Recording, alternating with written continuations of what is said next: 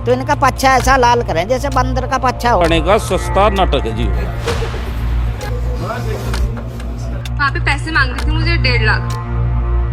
चवन्नी न चढ़ाओ राम जन्मभूमि, एक रुपया न चढ़ाओ, सब छोड़। दोस्तों नमस्कार, मेरा नाम प्रशांत है और आप खुदरंग देखना शुरू कर चुके हैं। आपको जस्टिस यशवंत वर्मा याद हैं?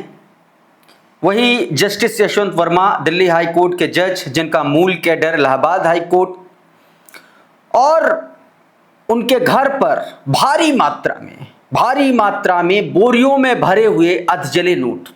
होली का दिन था और होली के वक्त, मेरे ख्याल से होली या दिवाली का वक्त था, होली का वक्त था, और होली की शाम को उनके सरकारी बंगले के स्टोर रूम में आग लगती है और वहां पर बोरियों में भरे हुए नोट जले हुए मिलते हैं। दरअसल जस्टिस यशवंत वर्मा अब बुरी तरीके से फंसने वाले हैं। उन पर महाभियोग की कार्रवाई शुरू हो सकती है किसी भी वक्त। अभी पूरी खबर मैं आपको विस्तार से बताऊंगा।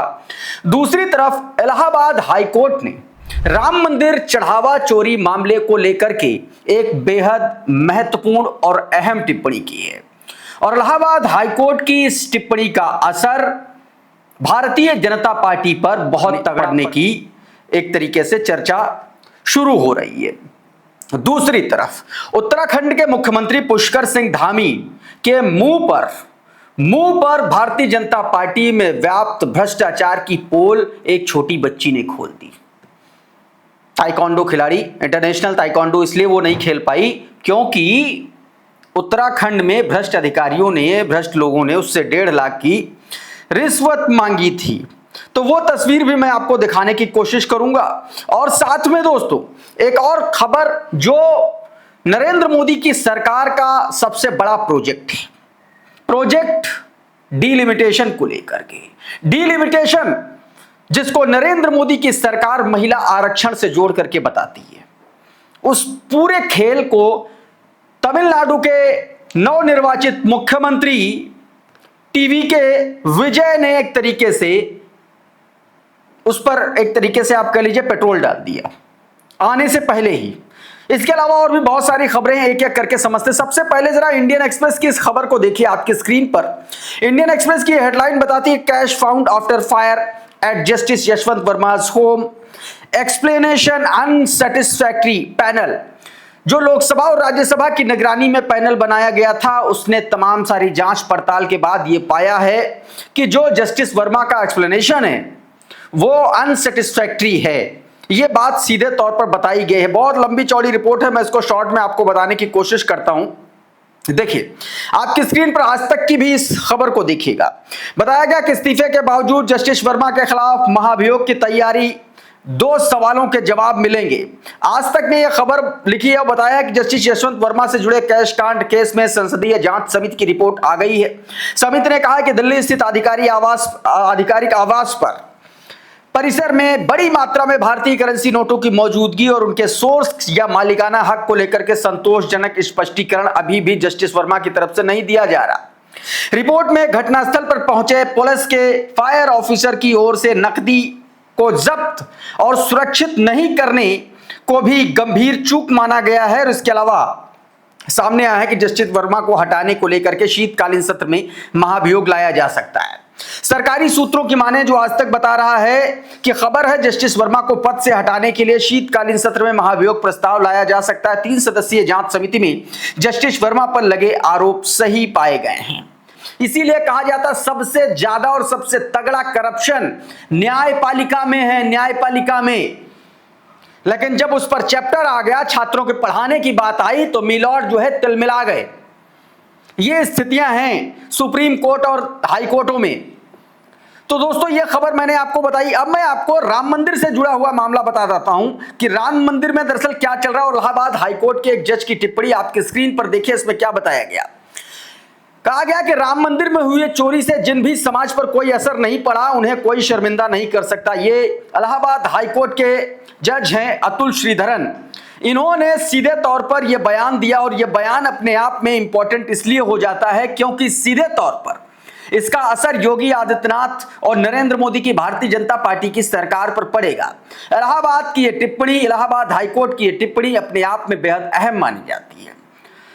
विश्लेषकों का मानना है कि इलाहाबाद हाईकोर्ट की इस टिप्पणी के बाद भारतीय जनता पार्टी के लिए मुश्किलें और खड़ी हो सकती हैं। आपको पता है कि चढ़ावा चोरी मामले में कितना जबरदस्त घोटाला हुआ है, कितना जबरदस्त घोटाला हुआ, और जितने भी लोग राम मंदिर ट्रस्ट में नियुक्त किए गए थे वो सारे के सारे भारतीय जनता पार्टी के गुर्गे थे। या तो वो आरएसएस से जुड़े हुए हैं या तो वो किसी और संगठन के चेले चपाटे। चंपत राय का अभी भी पूरा दखल है, उस तरीके की तस्वीरें आती है। अनिल मिश्रा नरेंद्र मोदी का करीबी है। खबरें तो यह भी कहती है कि लखनऊ चाहता है कि राम मंदिर ट्रस्ट पूरी तरीके से भंग किया जाए और नए लोगों की एक तरीके से उनमें पोजीशनिंग की जाए। खैर आगे बढ़ते हैं। एक और तस्वीर, चूंकि राम मंदिर चारा एक तरीके से चढ़ावा घोटाला मामले को लेकर के सबसे ज्यादा अगर कोई शख्स मुखर हुआ तो वो संतोष दुबे राम जन्मभूमि आंदोलन से जुड़े हुए बहुत पुराने एक तरीके से कार्यकर्ता, कार सेवक कह लीजिए, जो भी कह लीजिए, माने जाते हैं। सीधे तौर पर संतोष दुबे ने यह कहा है कि राम मंदिर में दर्शन खूब करो लेकिन चढ़ावा मत चढ़ाओ, क्योंकि चुट्टे जो बैठे हैं, जो चोर बैठे हुए हैं, डकैत जो बैठे हुए हैं, भारतीय जनता पार्टी ने जो अपने डकैत बैठा रखे हैं, ये सब चुरा ले जाएंगे। सुनिए जरा संतोष दुबे ने क्या कुछ कहा है। देश के नौजवानों से विशेष आग्रह है, खूब दर्शन करो रामलला के। बहनों भाइयों से खूब आग्रह है, दर्शन कीजिए, लेकिन चवन्नी न चढ़ाओ राम जन्मभूमि में, एक रुपया न चढ़ाओ। सब चोरवे उठा ले जाएंगे, ट्रस्टवा में जो चोरवे है ना सब उठा ले जाएंगे, रंगरेलियाँ मनाएंगे, कतई न चढ़ाइए। आप अपनी भक्ति चढ़ाइए, अपना पुण्य लीजिए, भगवान का दर्शन कीजिए। ब्रह्म सुखई अनुभवई अनुपा, उनके दर्शन का वो वर्णन करना हमारे जैसे तुच्छ आदमियों के लिए संभव नहीं है, तो अवर्णनीय है।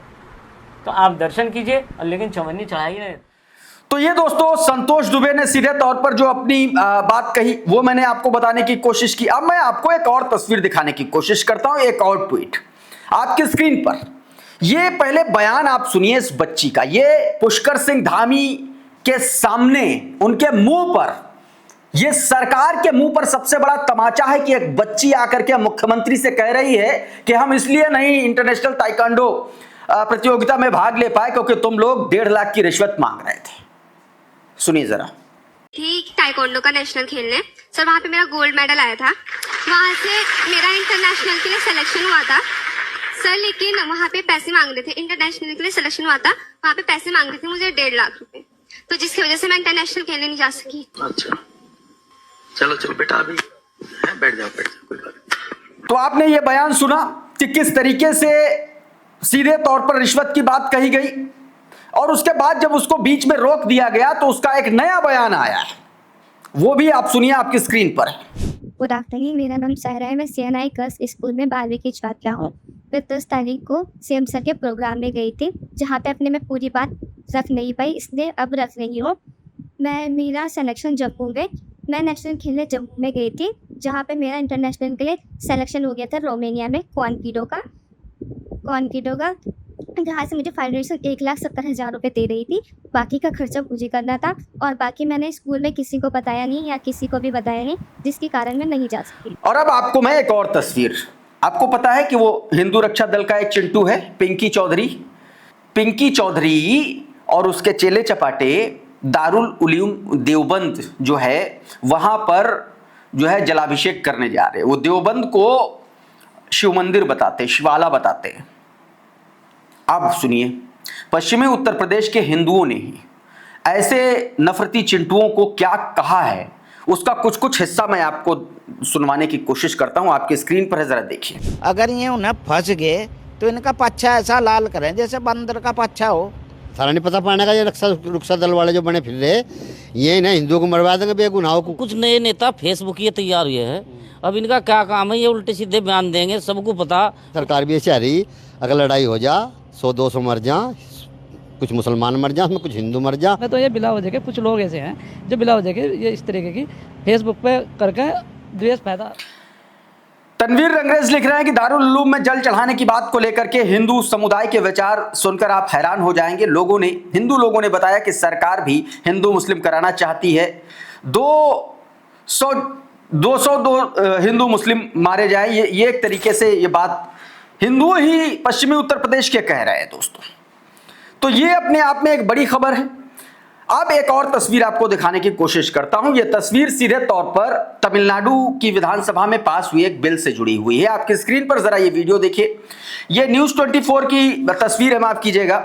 इसमें ग्राफिक्स प्लेट में बताया गया कि तमिलनाडु विधानसभा ने परिसीमन के खिलाफ प्रस्ताव पारित कर दिया है।